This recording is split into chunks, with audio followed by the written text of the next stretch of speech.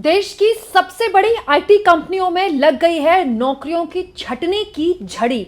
ऐसी झड़ी जो आपके हमारे रोजगार पर गहरे संकट के बादल ला सकती है। दोस्तों, हमारे देश में कुछ चीज़ों की हमेशा बहुत वैल्यू रही है।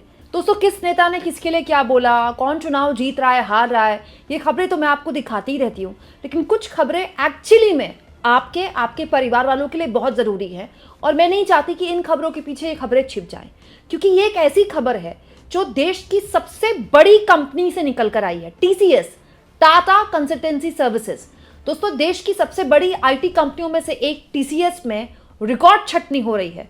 ये बताता है कि देश में आने वाले कुछ महीनों में आप जो भी नौकरी कर रहे हैं, खास तौर पर अगर वो आईटी से जुड़ी हुई है, तो उसमें गंभीर संकट के बादल मंडराने लगे हैं। दोस्तों, एक ऐसी खबर है जो हमारे देश का बिग आईटी ड्रीम है, उसके लिए भी एक बहुत डरावना सबक बन सकती है। दोस्तों, हुआ क्या, देश की सबसे बड़ी आईटी कंपनी में से एक टीसीएस, टाटा कंसल्टेंसी सर्विसेज, उसने अपने दफ्तर से 1-2 हज़ार नहीं, 10-20 हज़ार नहीं, पूरे 30,000, यस 30,000 कर्मचारियों को नौकरी से निकाल दिया है। दोस्तों, ये बड़ी खबर इसीलिए है क्योंकि टीसीएस, विप्रो, इन्फोसिस, ये इस तरह की कंपनियां हैं ना, भारत की आईटी कंपनियां जिनकी दुनिया भर में धाक है, जो दुनिया भर के जो उसके क्लाइंट्स हैं दुनिया भर में हैं। और ये वो कंपनियां हैं जिसमें अगर आपकी नौकरी लग जाए ना, तो आप ये मान के चलते हैं कि आप लाइफ सेट है। मतलब आदमी कोशिश करता है कि गवर्नमेंट जॉब लग जाए या फिर टीसीएस, विप्रो, इन्फोसिस में लग जाए। लेकिन अगर यहाँ भी छटनियाँ हो रही हैं, वो भी इस लेवल की बल्क में हो रही हैं, तो ये उस गंभीर डर की आहट है जो या तो आ चुका है या आने वाला है, जिसके बारे में सरकार बताने को तैयार नहीं है। दोस्तों, ये एक बहुत बड़ा कदम है जिसकी जानकारी खुद टीसीएस ने दी है। टीसीएस ने, देश की सबसे बड़ी आईटी कंपनी टीसीएस ने पिछले 6 महीने में 30,000 कर्मचारियों को नौकरी से निकाल दिया है और ये भी आशंका जाहिर की है कि खतरा अभी टला नहीं है, आगे और छटनियां हो सकती है। क्या वजह बताकर, क्या बहाना बताकर आईटी कंपनियां धड़ल्ले से अपने कर्मचारियों को बाहर निकाल रही है, सबके मैं आपको बाकी कंपनियों की भी सूरत हाल बताऊंगी, लेकिन पहले मैं आपको पूरा आंकड़ा बता देती हूँ। दोस्तों, इंडिया टुडे की इस रिपोर्ट के मुताबिक 2025 में टीसीएस ने कंपनी स्तर पर बड़े पैमाने पर रीस्ट्रक्चरिंग, मतलब दोबारा से काम के तरीके में बदलाव, कोई भी चीज़ को हम करें ना, हम रीस्ट्रक्चर कर रहे हैं। ये रीस्ट्रक्चरिंग के नाम पर बड़ी बड़ी कंपनियों में खूब नौकरियां जाती हैं लोगों की, और रीस्ट्रक्चरिंग के नाम पर और आर्टिफिशियल इंटेलिजेंस के इस्तेमाल के नाम पर बड़े स्तर पर टीसीएस ने उस वक्त भी छटनी की थी, 2025 में भी।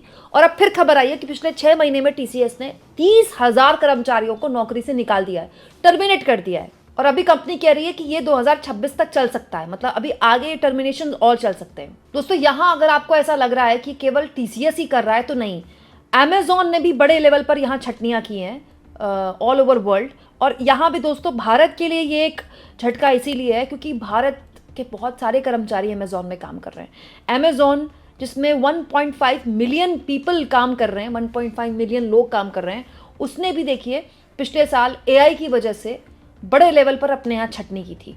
दोस्तों, यही नहीं, द न्यू इंडियन एक्सप्रेस की इस खबर के मुताबिक टेक महिंद्रा ने 10,669 पोजीशंस पोर्टफोलियो रीबैलेंसिंग के नाम पर कम किए हैं। मतलब टेक महिंद्रा ने भी बड़े लेवल पर 2025 में एआई के नाम पर लोगों की नौकरियां ली।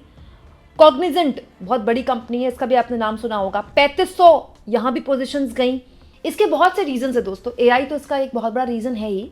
दोस्तों, इसके अलावा जो सस्ता आईटी का सर्विसेज है, वो अब भारत ही नहीं, दुनिया के कई और मुल्क देखने लगे हैं, जैसे वियतनाम है, फिलीपींस है, अफ्रीका के कोई मुल्क हैं, तो वहाँ भी अब कंपनियों को सस्ती आईटी सर्विसेज मिल रही हैं। तो कंपनियों के पास अब केवल इंडिया ही एक विकल्प नहीं है। इनफैक्ट बांग्लादेश में भी काफ़ी हद तक ये उभार देखा है हमने हाल के सालों में। तो क्या ये कहा जाए कि भारत के लिए अब मार्केट और छोटी हो गई है? ऐसा नहीं है। देखिए, आईटी में भी, सॉफ्टवेयर में भी जो काम होता है वो अलग अलग लेवल का होता है। एक स्टार्टिंग स्टेज का होता है, तो स्टार्टिंग स्टेज का जो काम है वो हो सकता है दूसरे देशों में चला जाए, लेकिन हमारा जो आईटी माइंड है, आईटी ब्रेन है, वो इतना तगड़ा है, इसीलिए जो कॉम्प्लेक्स इंजीनियरिंग होगी या प्रोडक्ट डेवलपमेंट का काम होगा या डोमेन स्पेसिफिक वर्क होगा, वो अभी भी भारत का फोटे है। उसमें अभी भी भारत के इंजीनियर्स की उसमें धाक है, अभी भी भारत के इंजीनियर्स की डिमांड है। लेकिन जैसा कि मैंने आपको बताया कि वो जो स्टार्टिंग का काम होता है, इतना लेबर इंटेंसिव काम नहीं होता है, वो दूसरे देशों में जा रहा है। दूसरा दोस्तों, डिमांड में भी फ़र्क पड़ा है। दुनिया भर में आर्थिक मंदी और एक अलग तरह की वॉलेटिलिटी आई है। दुनिया भर की मार्केट्स भी आप देखिए प्रभावित हो रहे हैं। तो बहुत सारे लोग जो पहले जिस तरह से एक बूम आया था ना, आईटी का बूम, वो थोड़ा सेटल हुआ है अब। और एआई से तो खैर प्रभावित हुआ ही है सब कुछ। दोस्तों मैं आपको बता दूं, 2 दिन पहले मेरे ही चैनल में वरिष्ठ पत्रकार अनिल शर्मा ने एक वीडियो पोस्ट किया था जिसमें उन्होंने आपको ये भी बताया था कि कैसे आईआईटी, जो कि एक गारंटी मानी जाती है दोस्तों, आईआईटी में अगर किसी ने क्लियर कर लिया आईआईटी तो उसको माना जाता है कि भाई उसको नौकरी इजीली मिल जाएगी। लेकिन एक स्टडी के मुताबिक अब आईआईटीएंस को भी इजीली नौकरी नहीं मिल रही है और अब सिलिकॉन सिटी का उनका सपना उतना पूरा नहीं हो रहा है, इसलिए वो गल्फ कंट्रीज़ की ओर रुख कर रहे हैं। तो अब आईआईटी, जो कि एक करोड़ों के पैकेज की गारंटी होती थी, वो भी नहीं बचा है। और दोस्तों वहीं से निकलकर इन्हीं कंपनियों में इंजीनियर्स जाते हैं, विप्रो में, टीसीएस में, डेलॉइट में या फिर आईबीएम में। दोस्तों आज भी इंडिया का जो आईटी सेक्टर है वो हमारी जीडीपी में बहुत बड़ा योगदान देता है। दोस्तों जैसे 2023 से 24 में इंडिया ने आईटी और आईटीज एक्सपोर्ट में 199 बिलियन यूएस डॉलर टच किया, which is huge. 199 billion US dollars, और ये लगातार बढ़ रहा है। इसमें ग्रोथ जो है वो लगातार हो रही है। 2024-25 में ये प्रोजेक्ट किया गया, ये 224 बिलियन हो जाएगा और अब ये माना जा रहा है कि अभी ये और बढ़ेगा। मतलब ऐसा नहीं है कि इंडिया से आईटी एक्सपोर्ट कम हो रहा है।